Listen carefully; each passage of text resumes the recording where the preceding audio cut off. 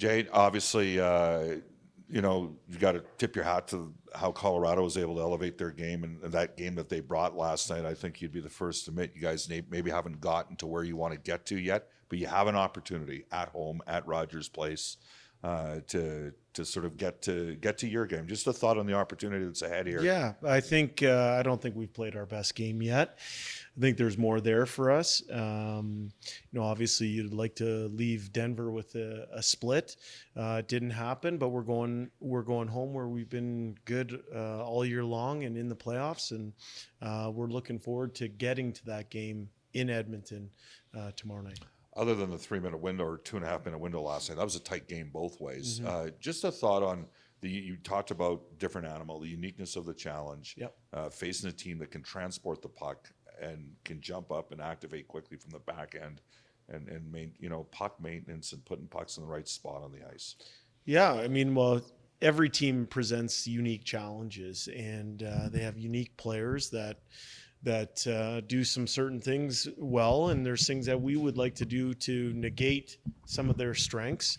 As you said, I thought yesterday the first period was a really competitive period, chances both ways. We killed off six minutes of power play, almost a full 2-minute 5-on-3. Those were good signs for us, and we had some chances to score the first goal. I thought the game got away on us in a 3-minute window, and that's something that certainly we can clean up.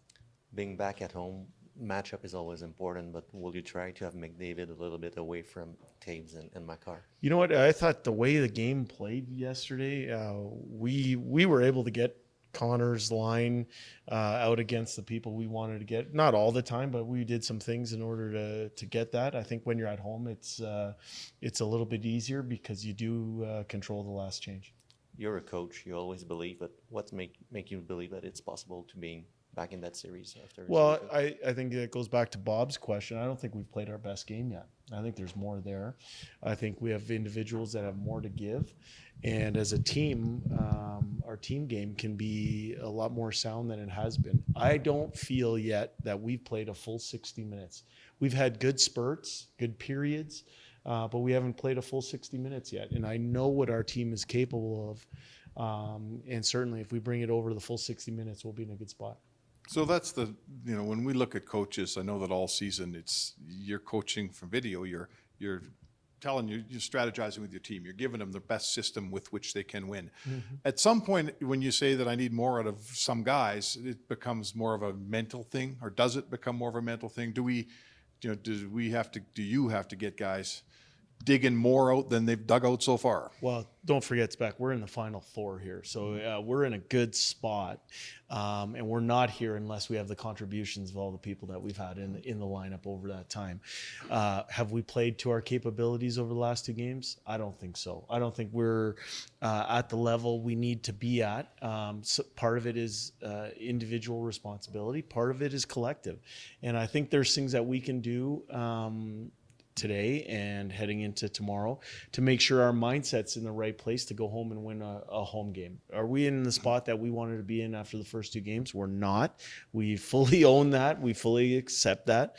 But it's about making the necessary adjustments and elevating our play in order to get a win at home. You had Draisaitl and McDavid together, and you scored 6, but you gave up 8. You had them apart. You only gave up 4, but you unfortunately didn't score any. Which one do you like better? Well, I think we've maintained a level of flexibility over the last 3.5 months that makes us hard to predict and allows us to make necessary adjustments. I think the 2 players that you mentioned are world-class players, and they make people around them better.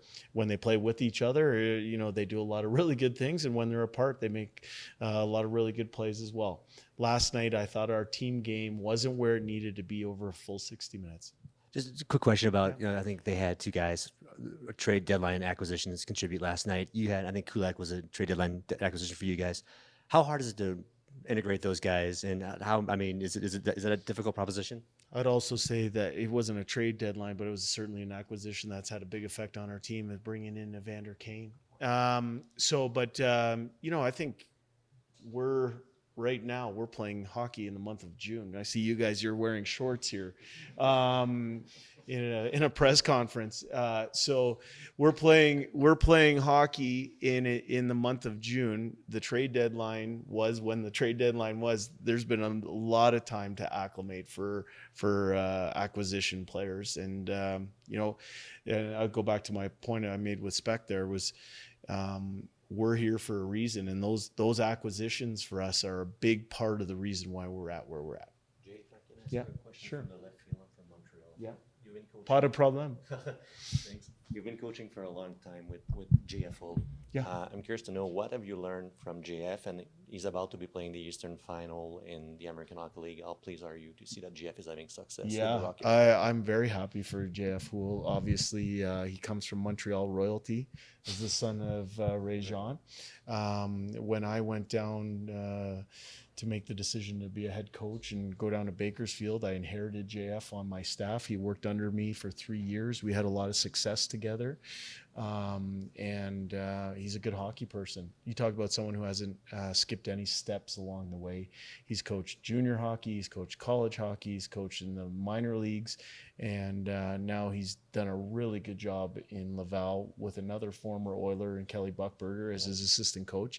And I'm proud of him. I'm proud that he's worked in our organization, and proud that we're able to move him along. He's one of a few different people that we've moved up the food chain from Bakersfield. We've had a strength coach move on to the NHL. We've had a video coach move on to the NHL. And obviously, Dave and I came up in the middle of February. So anytime you can develop people like that and move them on in their careers, it's a point of pride for our organization.